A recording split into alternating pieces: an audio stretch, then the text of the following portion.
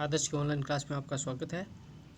त्रिविमीय निर्देश तंत्र लंबाई, चौड़ाई एवं ऊंचाई यानी 3, 5, 2 निर्देशांक है, तो उसमें x निर्देशांक होगा 3, y निर्देशांक होगा 5 और z निर्देशांक होगा 2।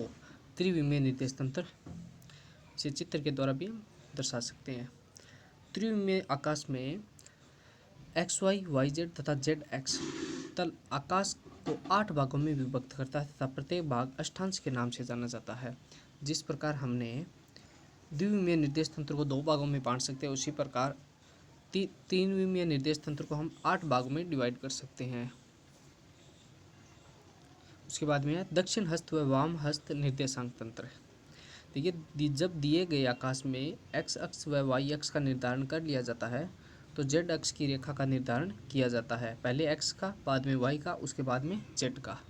दक्षिण हस्त कार्तीय निर्देश तंत्र है। यदि हम दाएं हाथ की अंगुली को एक्स अक्ष से और वाई अक्ष की ओर घुमाने पर अंगूठा तो जेड अक्ष की दिशा को इंगित करता है। यानी यदि हम दाएं हाथ की अंगुलियों को एक्स अक्ष की ओर रखना है और वाई अक्ष की ओर घुमाने पर है जेड अक्ष है, वो अंगूठा इंगित करेगा, यानी अंगूठे की दिशा जेड अक्ष को निरूपित करेगी। चित्र से देखें, यह आपको एक चित्र दिखाई दे रहा है। इस चित्र में देखिए, एक्स अक्ष की ओर हमारी अंगुलियां हैं और वाई अक्ष की ओर हम घुमा रहे हैं, तो ऊपर की ओर अंगूठा में जेड अक्ष की दिशा को दर्शाएगा। वाम हस्त क्या कह रहा है? यदि हम बाएं हाथ की अंगुलियों को एक्स अक्ष और वाई अक्ष की ओर घुमाने पर, यदि बाएं हाथ की अंगुलियों को हम एक्स अक्ष से वाई अक्ष की ओर घुमाने पर जेड अक्ष है वो अंगूठा दर्शाएगा। यानी ये जेड अक्ष की दिशा को ज्ञात करने के लिए 2 नियम है।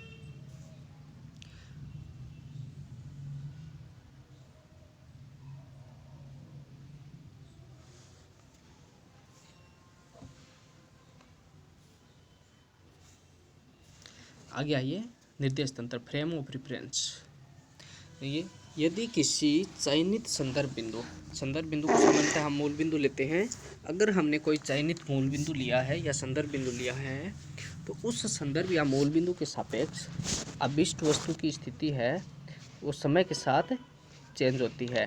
तो हम कह सकते हैं कि अभिष्ट वस्तु है वो गति कर रही है। यदि वस्तु की स्थिति समय के साथ परिवर्तित नहीं हो रही हो तो उस वस्तु को हम स्थिर अवस्था कहते हैं।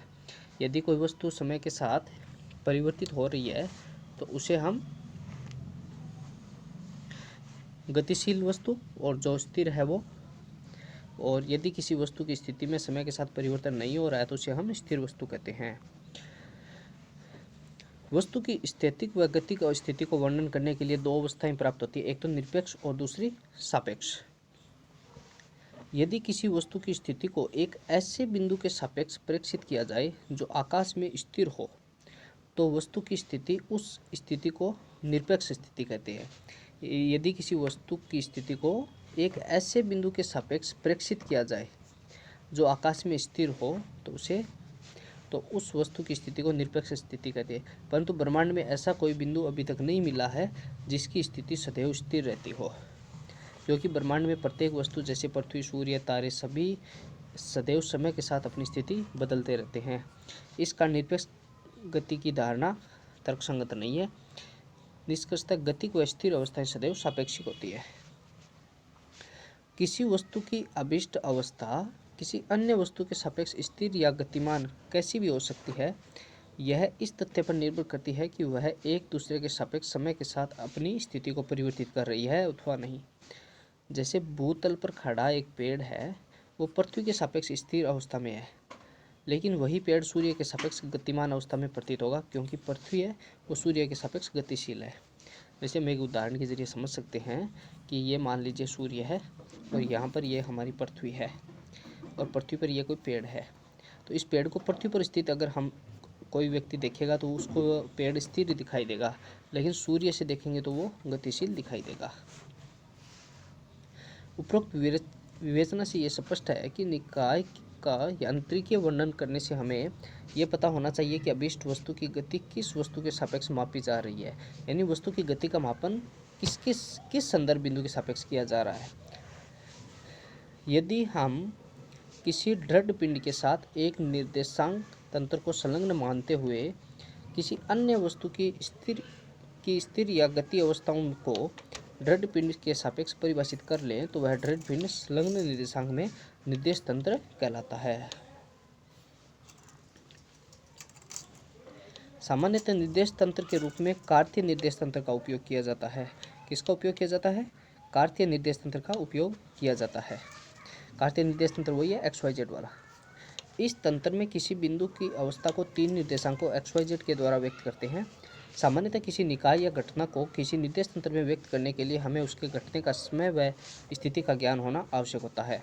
इसलिए हमें 4 निर्देशांकों XYZ और T, XYZ तो कार्तीय निर्देशांक है, T उसका समय है, की आवश्यकता होती है। इस उद्देश्य के लिए प्रयुक्त निर्देश तंत्र को दिक् काल निर्देश तंत्र space time frame of reference तथा प्रयुक्त निर्देशांकों को दिक् काल निर्देशांक स्पेस टाइम कोऑर्डिनेट कहते हैं। हम ऐसे निर्देश तंत्र का उपयोग करना पसंद करेंगे जिसके द्वारा वस्तु की गति की व्याख्या सरलतम रूप से की जा सकती है। इस कथन का औचित्य निम्न प्रकरणों के आधार पर समझा जा सकता है। पहला तो देखिए, किसी बस के सापेक्ष किसी अन्य बस की गति को देखने पर यह भूतल के सापेक्ष प्रेक्षित की गई गति से अलग और जटिल प्रतीत हो सकती है। देखिए, हम किसी बस को देख रहे हैं और भूतल पर खड़े हैं तो हमें ये बस गतिशील दिखाई देगी, लेकिन वही बस हम किसी अन्य बस में बैठे हैं और वही बस भी चल रही है उसी स्पीड से, तो ये वस्तु हमें स्थिर दिखाई देती है।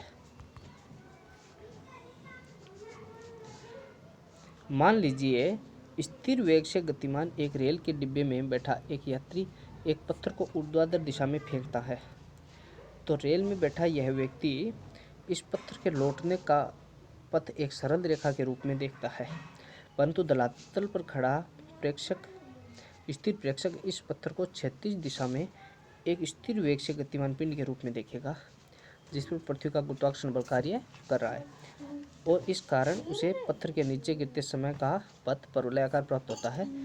देखिए, ये एक पत्थर है, इसको किसी गतिशील ट्रेन या बस में फेंकने पर हमें वो स्थिर दिखाई ऐसे सरल रेखा के रूप में नीचे आता हुआ दिखाई देगा, लेकिन इसी को जब हम धरातल पर खड़े हुए देखेंगे तो ये पत्थर ऐसे परवलयाकार पथ में दिखाई देगा।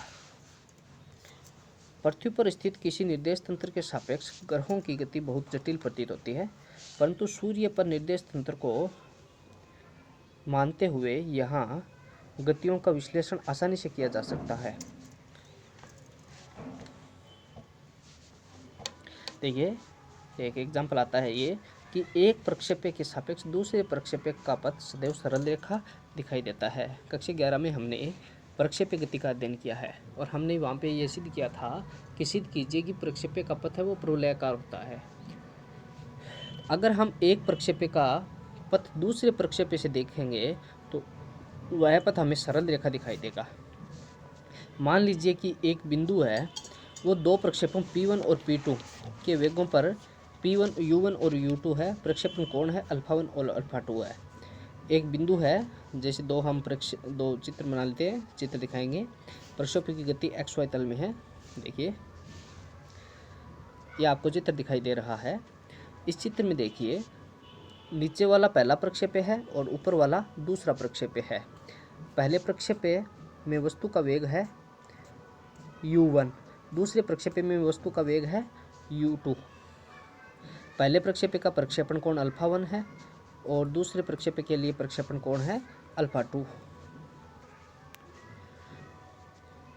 यदि प्रक्षेप्य बिंदु को अगर हम मूल बिंदु मान लें तो किसी क्षण t पर प्रक्षेप्य के निर्देशांकों का मान क्या होगा? ये प्रक्षेप्य के निर्देशांकों के मान होते हैं जो हम कक्षा 11 में पढ़ कर आए हैं। x1 का मान होता है U1 cos alpha 1 into T, x2 होता है U2 cos alpha 2 into T, और y1 होता है U1 sin alpha 1 T minus G T square, और y2 होगा U2 sin alpha 2 T minus G T square. ये समीकरण कहाँ से है इसके बारे में हम नहीं चर्चा करेंगे, हम बार बार कक्षा 11 से लिख रहे हैं। ये प्रक्षेप्य के बिंदु होते हैं x और y। x2 माइनस x1 का मान कितना आ जाएगा? U2 cos alpha 2 minus U1 cos alpha 1 T हमने कॉमन ले लिया।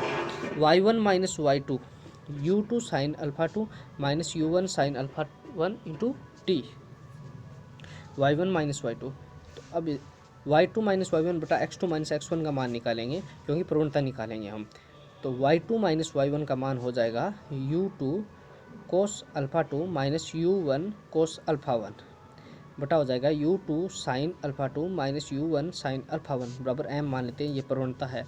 y2 माइनस y1 का मान अगर y मान ले, x2 माइनस x1 का मान x मान ले, तो प्रथम प्रक्षेप्य के सापेक्ष द्वितीय प्रक्षेप्य के निर्देशांक को व्यक्त किया जाए तो y बराबर क्या होता है, mx। ये सरल रेखा का समीकरण होता है, यह सरल रेखा के समीकरण को व्यक्त करती है। अतः एक प्रक्षेप्य से दूसरे प्रक्षेपक का पथ कैसा प्रतीत होगा, हमें सरल रेखा प्रतीत होगा। अगर हम y2 माइनस y1 को कितना मान ले, y मान ले, बटा x2 माइनस x1 को मान ले x, तो बराबर क्या है, इसको हमने प्रवणता के रूप में कितना माना है, m माना है। ये कितना है, m। तो y बराबर हो जाएगा mx, जो कि क्या है, सरल रेखा का समीकरण है। अब देखिए वेरी वेरी इंपॉर्टेंट टॉपिक, आप इंपॉर्टेंट लगा लीजिए।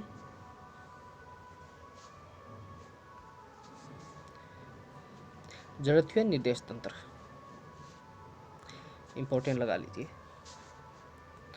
पीछे की बहुत परीक्षाओं में ये पूछा जा चुका है, छोटे प्रश्न के रूप में भी और बड़े प्रश्न के रूप में भी ये बारी बारी से पूछा गया है।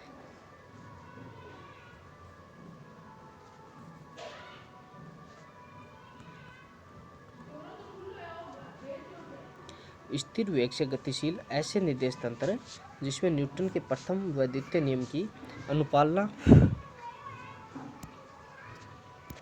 होती है, उन्हें जड़त्वीय निर्देश तंत्र कहते हैं। अन्य शब्दों में ऐसा भी कह सकते हैं कि वे निर्देश तंत्र जिनमें न्यूटन के प्रथम और द्वितीय नियम की अनुपालना होती है, या वे निर्देश तंत्र जिनमें न्यूटन का प्रथम और द्वितीय नियम लागू होता है, वे निर्देश तंत्र क्या कहलाते हैं, जड़त्वीय निर्देश तंत्र कहलाते हैं।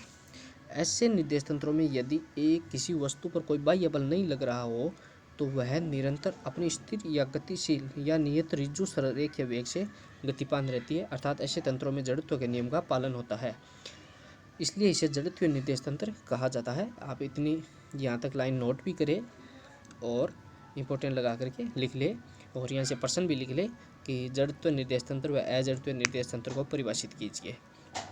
यानी स्थिर वेग से गतिशील ऐसे निर्देश तंत्र जिसमें न्यूटन के प्रथम और द्वितीय नियम की अनुपालना होती है, उन्हें जड़त्वीय निर्देश तंत्र कहते हैं। और जिस निर्देश तंत्र में इन दोनों नियमों की पालना नहीं होती है वो अजड़त्वीय निर्देश तंत्र कहलाते हैं, जिनको हम आगे पढ़ेंगे। ऐसे निर्देश तंत्र जिसमें न्यूटन के प्रथम एवं न्यूटन के द्वितीय नियम की अनुपालना होती है, उन्हें हम जड़त्वीय निर्देश तंत्र कहते हैं। ऐसा इसलिए कहते हैं, जड़त्वीय निर्देश तंत्र को जड़त्वीय क्यों कहते हैं, क्योंकि ऐसे निर्देश तंत्रों में यदि किसी वस्तु पर कोई बाह्य बल नहीं लग रहा हो तो वह निरंतर अपनी स्थिर या नियत सरल रेखीय वेग से गतिमान रहती है, अर्थात ऐसे तंत्रों में जड़त्व नियम का पालन होता है, इसलिए इसे जड़त्वीय निर्देश तंत्र कहा जाता है। यदि एक जड़त्वीय निर्देश तंत्र में जब किसी वस्तु पर कोई बाह्य बल नहीं लग रहा हो तो उसके त्वरण को हम निम्न समीकरण द्वारा व्यक्त किया जा सकता है। a d2r बटा dt स्क्वायर बराबर 0, यानी हम पढ़ के आए ना, f बराबर होता है ma,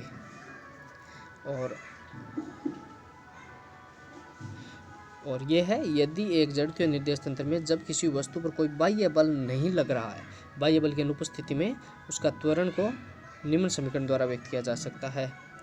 a d2r बटा dt स्क्वायर बराबर 0। घटकों के रूप में इस समीकरण को निम्न प्रकार व्यक्त किया जा सकता है। r क्या होता है, स्थिति सदिश होता है x, y और z पर। d2x बटा dt स्क्वायर, d2y बटा dt स्क्वायर, d2z बटा dt स्क्वायर, सभी का मान क्या है, 0। ये घटकों के रूप में हम लिख सकते हैं।